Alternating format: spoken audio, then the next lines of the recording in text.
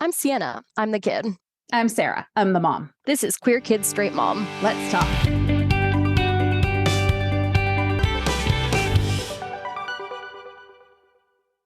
Welcome back to Queer Kids Straight Mom. We hope everybody had a good Thanksgiving and that no one experienced any major family drama. Hopefully, this conversation isn't late for some of you because you might have already faced some of these things at the Thanksgiving table. But we want to prepare you for the rest of the holiday season because a lot of times at the holidays, with family and old friends coming together, we find ourselves surrounded by people who might have a more diverse array of opinions than the social groups we choose. And that can sometimes mean hearing people say things that are offensive or hurtful. Or wrong. And while it can be really tempting and sometimes much easier to keep your mouth shut and just say, he's just going to say those things. There's nothing anybody can do about it. There are good reasons to speak up and say something. I just came across this article a few days ago in the New York Times called Speak Up at Thanksgiving, Your Health Depends on It. Obviously applicable to other holidays as well. It's written by an organizational psychologist named Sunita Saw. Though people are reluctant to speak up on controversial issues because they don't want to bring distrust or disapproval from others, constantly suppressing our emotions and opinions, especially if those come from genuine concerns or moral standpoints, can lead to a lot of problems. It can lead to depression and even health issues like immune deficiency, cancer, and hypertension. So it truly is bad for your mental and physical health to not say anything. And not speaking up can also mean unintentionally validating misinformation. When somebody says something that, as Sienna said, is just wrong, and they leave the table with nobody having said anything otherwise, they're going to continue to believe that and say it to other people. And that is how misinformation spreads. One good approach to speaking up without being confrontational is to respond with curiosity. So asking questions such as, what do you mean by that? Or what do you miss about the good old days? Expressing an interest in somebody else's point of view instead of just saying, wait a second, that's not true, can be more productive. Ultimately, speaking up can lead to some really insightful conversations and improve the well-being of the entire family because strong social bonds have the opposite effect of suppressing emotions. They make us healthier and happier. So we've put together a short list of just some of the statements that we have heard people say that tend to be sort of anti-LGBTQ talking points that we just wanted to give you some information. A lot of you are going to know a lot of this already, but sometimes it's helpful just to have those talking points in your head and be ready to speak up because you shouldn't have to just sit there quietly while somebody is attacking you or people you love. So what are some of these things? First, LGBTQ people are grooming kids.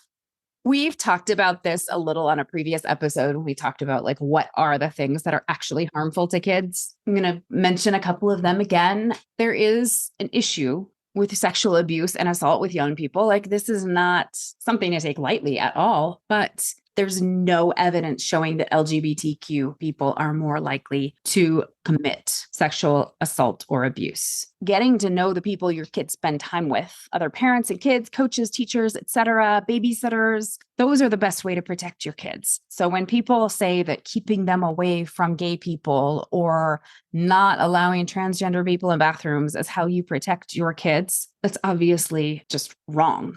And, incidentally, some of the same people who'll be like, homosexuals are grooming the children are the same people who are like, no, you have to give grandma a hug. It's nice. You have to be nice.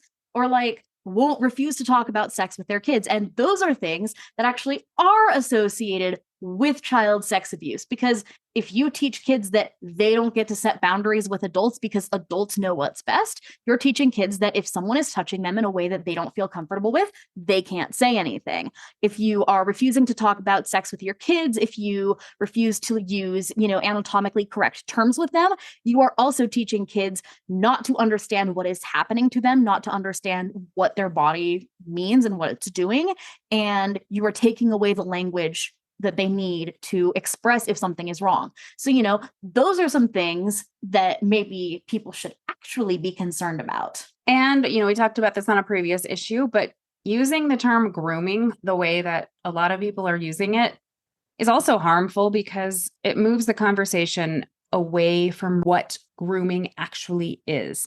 So it's reasonable to point out to people that when you say that rainbow displays and books with two gay parents is grooming, you're misrepresenting what grooming is. And it might end up going undetected more often because people don't even know what it is they're supposed to be looking for.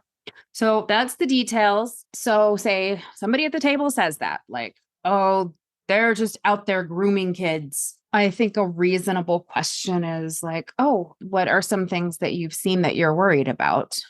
And maybe, see if they can give you some specific examples and then start with a really simple statement. And if they push back, then, you have all this information we just gave you. So if somebody at the table says gay people are grooming our kids, and you ask, and maybe they have examples, maybe they don't, maybe their example is a book about two penguins, it's completely fair to just say, actually, all of the research shows that there's no link between those things and sexual abuse.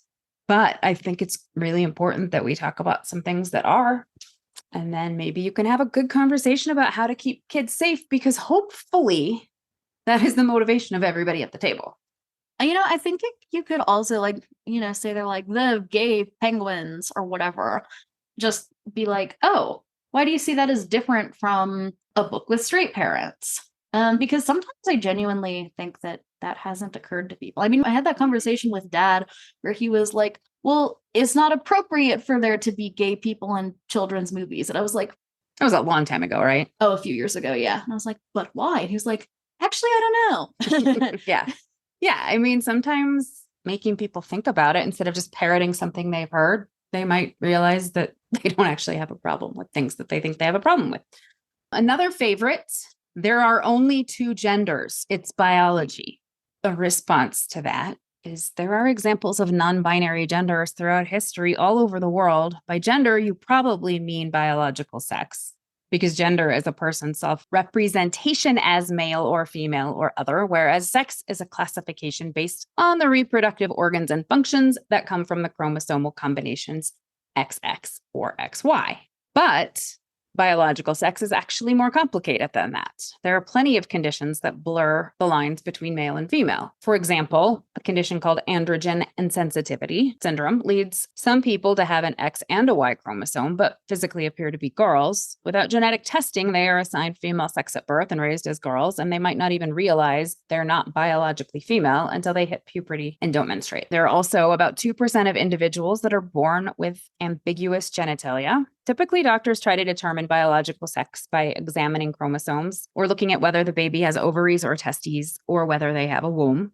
They also look at the hormones being produced and try to guess how genitals will develop. But some babies fall between in some of these areas, for example, having a womb and testicles. Doctors tend to feel pressure to choose just one sex for the baby. Ironically, a lot of the people that criticize doctors for performing gender-affirming treatments don't realize that babies are having surgeries done to designate one sex or the other instead of letting them just develop and live as they were created. Yeah, you're concerned about children not being able to consent to gender-affirming procedures. Can a baby consent to sex reassignment surgery? No, they cannot.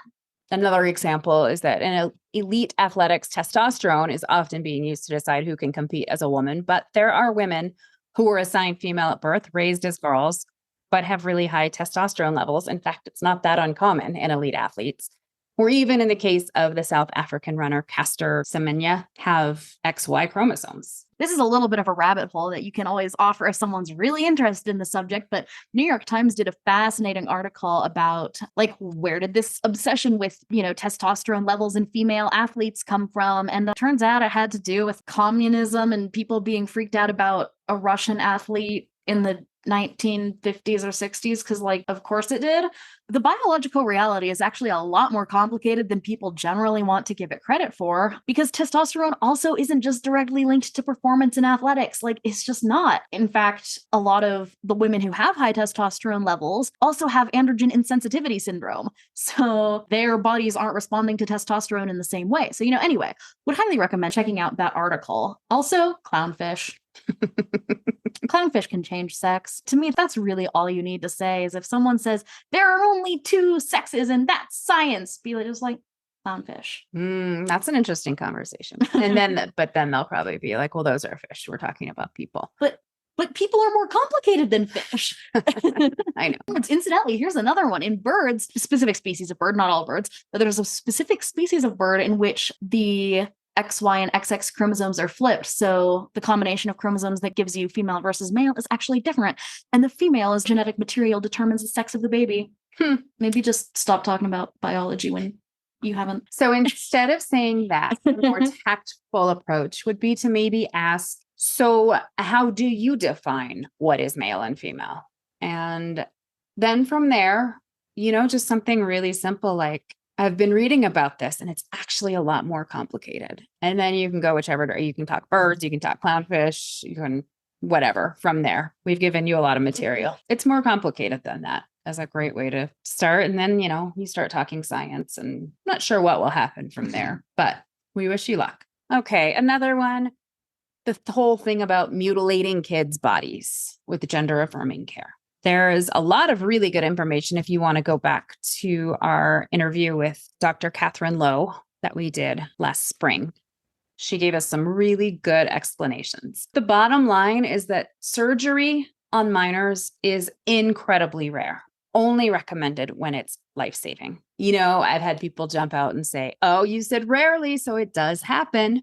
So the rare exceptions are 16 and 17-year-olds. And the surgeries have been done when these individuals have been consistent in their gender identity for years, have been taking gender affirming hormones for some time, and have gone through standards of care criteria and are experiencing extreme anxiety, depression, or suicidality. They're also not surgeries that are unique to transgender people. They've been done on cisgender and intersex people for years for various cosmetic and medical reasons. The only two medical treatments generally available to minors are puberty blockers and hormone therapy. Puberty blockers simply put a pause on puberty, which resumes when one stops taking them. Hormone therapy, which is generally for older teenagers, Like when someone would be having puberty, creates very, very slow changes, and some of them are reversible. These therapies are only recommended when kids are suffering from gender dysphoria and healthcare is needed. Incidentally, they originally developed for use on cisgender children. So like puberty blockers were originally developed for people going through early onset puberty. And to even get these therapies, they have to have experienced several symptoms of gender dysphoria for at least 6 consecutive months. A letter of support, this is best practices, a letter of support from a therapist and written concurrence from a mental health professional, parental consent for those under 18, and ongoing psychotherapy. Those are fairly gentle treatments, and it's still a ton of work to even qualify for those. You have to go through a pretty long process. Hormone pills aren't just being thrown out left and right. You get a hormone pill and you get a hormone pill. And like I said, these are best practices. There are doctors out there who do unethical and medically unsound things. There are doctors getting people ivermectin for COVID. There are doctors abusing patients. If you hear of a fringe case, which I'm not aware of, doesn't mean it's policy or best practice or that anybody that supports gender affirming care would support it. Just because there are bad faith actors doesn't mean you ban an otherwise perfectly sound supported medical treatment. So somebody says, I'm not going to get behind doctors mutilating kids' bodies. A good question is like, well, what are some of the things you've heard of happening? Then I'm not sure what they're going to come up with. But first of all, surgery is not best practice for minors. And if you ask questions, you've got some information here. Here's a wild one. I had a guy on a campaign I was working for say that his mom read something about a crazy lady who had hooks surgically implanted in her child so that they could wear a tail. And I was like, I don't think that's a thing. Where did you see that? It's like, I don't know. My mom said it. And I was like, okay, barring further information, I don't think that's a thing that happened. Oh, yeah. We didn't even think about the litter box conversation. Anyway, just respond with that isn't a thing. This is not good information. There's the whole opinion that kids are exploring LGBTQ plus identities because their parents encourage it. Oh, if parents were setting more boundaries and modeling better values, these kids wouldn't be confused and drawn to these things. Experts have found no evidence that increased exposure to topics of sexuality and gender make kids more likely to join the LGBTQ plus community. There's no evidence that being open and accepting about these issues makes kids decide to be gay or transgender. And according to the Trevor Project's research, LGBTQ plus young people who were out and felt that their sexual orientation or gender identity was accepted by a parent or caregiver had around 40% lower odds of attempting suicide in the past year than those who were out and did not feel accepted. So if the concern is the health and well-being of kids, having expressed acceptance in your household is really important. So I'm not even sure what question to ask about that. I mean, I think it's really important to ask, like, why is it so concerning to you that kids might be exploring their identity? Like, what's wrong with that? Fundamentally, it's not any different from like a straight girl being like, I'm going to go on some dates with some different guys because I want to find out what kind of guy I'm interested in. Yeah. I mean, and I think the bottom line that nobody wants to admit is the fear is that if they don't just put the lid on that immediately, they're afraid their kids will explore ideas and find out that they might be gay. And then, oh, horror. Well, yeah, and so that's why you say, why are you so concerned about that? Yeah. And then, oh, I have to admit that, oh, maybe I'm a little bit homophobic. Whoops. Yeah. And then, if it goes to like, I just think that it's confusing for kids when they're like, presented with all of these things that they could be and nobody's putting boundaries on gender and sexual orientation and all of those things. Say, yes, but if you're worried about the health of kids, showing acceptance is better for kids. Because if they do turn out to be one of those things and you can't stop that, if that's the case, it's a lot better for them to know that you love them unconditionally than to have been in a household where, no, it's not okay to be gay. And then they are gay and then they can't tell you because you've made it clear that it's not okay to be gay. It's much more harmful. It's kind of like a career or something. It's like saying, well, how will my kid know what they're going to be as an adult if I let them try all the things they're interested in? Like, they might turn out to be an artist. If you say, no, you have to be a doctor, all you can be is a doctor, and your kid is inclined to be an artist, they're still going to be an artist. They're just going to be really sad. Or they're going to be a doctor for a certain amount of time and be like really, really miserable and then have a nervous breakdown and become an artist. Uh-huh. Okay. And then lastly, I love this one. Not having strong traditional gender roles hurts our national security. Like, it sounds so ridiculous. Here is what Representative Jim Binks from Indiana has to say. The Pentagon's diversity and inclusion policies have harmed recruitment, retention, and morale, wasted service members' time and taxpayers' dollars, and undermined the apolitical character of the military, which is a major threat to democracy and the American way of life. People are very concerned about the idea of the military becoming, quote unquote, politically correct. It's also common to claim that transgender service members are unfit because gender dysphoria comes with mental health issues. But it's also treatable. Acknowledging it and treating it and having access to healthcare make it so transgender service members can do their job just as well as anybody else. Also, cisgender people can also be depressed. It's only a matter of if you meet the criteria for, like, if you're depressed and suicidal and not a functional human being, you don't meet the military's criteria in the first place. It has nothing to do with whether or not you're trans. Right. Meanwhile, as far as the actual state of the military, in 2018, Senator Kirsten Gillibrand asked all 4 service chiefs from Air Force, Army, Navy, and the Marines if there were any issues of unit cohesion, disciplinary problems, or issues or morale resulting from open transgender service, and all 4 replied that they were not aware of any. Nobody had heard of this being a problem in the actual setting. However, according to senior Department of Defense leaders, the rising trend of anti-LGBTQ policies across the country does hurt service members and their readiness. How are they supposed to do their jobs if they don't feel safe or they're worried that their families could be denied critical health care in their state? According to the Center for American Progress, more than 1 decade after the repeal of Don't Ask, Don't Tell, LGBTQ plus service members continue to encounter significant harassment and discrimination that often bars them from career advancement, affects their housing and food security, and compromises their mental and physical health.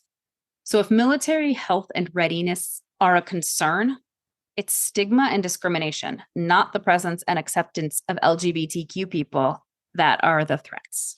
Not to mention how badly the government actually treats veterans. I don't think that the problem here is that people aren't interested in joining the military because they're too effeminate or whatever. It's because they don't want to get exposed to chemical weapon that the government drops on people and then, 50 years later be told, we don't think that your health problems are really related to that. We're not going to give you any compensation. Like, that's the problem here. Not like, I'm too girly to join the military. Also, to be honest, if all the men are too girly to join the military, the bush lesbians can just take it over. What you can see from this is that mom has the serious, thoughtful, interesting responses, and I have the troll responses. Yeah, so don't do Sienna's. Do mine. A good question is, how do you think it hurts our national security? What are things that you've heard of happening that prevent military readiness? And then be ready to respond with, it's actually the way LGBTQ plus service members are treated that makes it harder for them to do their jobs than anything inherently to do with them being LGBTQ.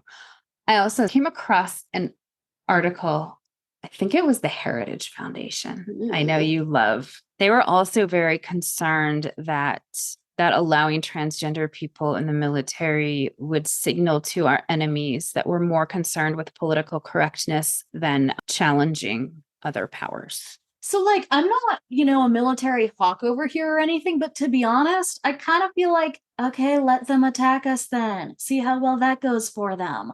We're still the most funded military in the world by quite a lot. Anytime they push on the US military even a little bit, they're going to get smacked down so hard. My dude, I would not be worried about that. And frankly, if there are powers that view us as weak because we have transgender service members, those service members are also probably going to feel motivated to defend their country and the fact that they actually can serve. I also kind of think that the great powers competition is a little bit overblown. There are certainly some policy things that, I'm a fan of supporting Taiwanese independence. I think that's a good thing. I think that's a thing that we should be, cognizant of as a country. And I don't have a problem with us supporting that. But the idea that anything China does that is successful is a threat to America, to me is a little bit y'all are just flexing at one another for no reason. So anyway, this is getting a little bit into geopolitics here, but anyway. Also an excellent holiday table conversation starter. I do actually want to push back a little bit. Obviously a lot of the things I've said are not the way I would approach these topics with families, but you also do need to take into account some people actually genuinely do respond better to a little bit of trolling. Sometimes if you engage with someone on too emotionally candid a level, this is very much dependent on the person. But, there are people out there like this. They will see it as sort of oh, you're just a social justice warrior. You're just so politically correct. Why do you got to take everything so seriously? You're going to have better luck calling them out in a little bit of a snarky way. That would not work at all with your family. But, there are people for whom that's going to resonate more for whatever reason. They're not interested in having an intellectual conversation. You just got to make them feel stupid. Read the room, folks. A well-delivered snarky quip can also be very effective. Worst case scenario, there's always the air horn. Don't do that. Please don't do that. If you do, don't say I said to do that. Anyway, I hope these things are helpful. I know it was a lot of information and that's kind of distracting, but hopefully you can take away from it. Because I have this knowledge, I can say confidently, no, that's not true. So best wishes for successful holiday conversations. On our next episode, we are going to talk about gay holiday movies. And we don't actually know how many of them there are. And we have a feeling there's probably a really wide spectrum of quality in gay holiday movies. Was there a gay Hallmark movie? That sounds like a thing that happened recently. So we are going to watch them for you and tell you about them, what they got wrong, what they got right, and try to save you from watching the ones that are really bad. Merry Christmas. Until then, hopefully everybody is enjoying the festive season and finding love and support, if not in your biological families, with your chosen families. We wish that for all of you, and we will catch you next time. Bye.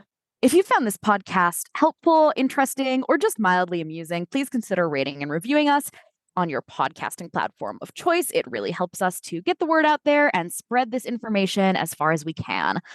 And as always, check out our website at queerkidsstraightmom.com or visit us on Facebook, Queer Kid Straight Mom, Instagram at queerkid.straightmom, or Twitter at queerkidstr8mom. And if you're feeling especially generous, please consider joining our Patreon by searching Queer Kids Straight Mom. It helps us fund this podcast.